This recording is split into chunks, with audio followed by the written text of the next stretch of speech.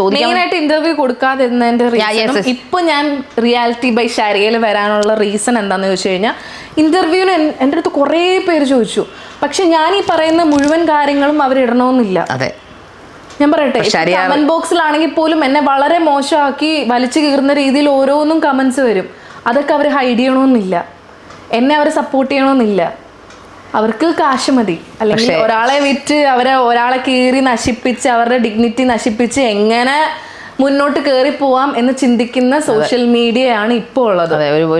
Online medias ആണ് ഇപ്പോ ഉള്ളത്. സോഷ്യൽ മീഡിയ അങ്ങനെയാണ് നല്ല വിഭാഗം. പക്ഷേ റിയാലിറ്റി ബൈ ഷാരിയയിൽ ഞാനിപ്പോൾ വരാനുള്ള റീസൺ എന്താ വെച്ചാൽ ഞങ്ങൾ തമ്മിൽ എനിക്ക് തോന്നുന്നു പുറത്തിറങ്ങിക്കഴിഞ്ഞപ്പോൾ ബിഗ് ബോസ് ഹൗസിൻ്റെ അകത്തുനിന്ന് പുറത്തിറങ്ങിക്കഴിഞ്ഞപ്പോൾ ഞങ്ങൾ തമ്മിലുള്ള ആ വൈബ് സെറ്റായി. എനിക്ക് തോന്നുന്നു എല്ലാ ദിവസവും ഇപ്പോൾ കോൾ ചെയ്യാറുണ്ട്, ഒരു ദിവസം പോലും വിളിക്കാത്തതില്ല.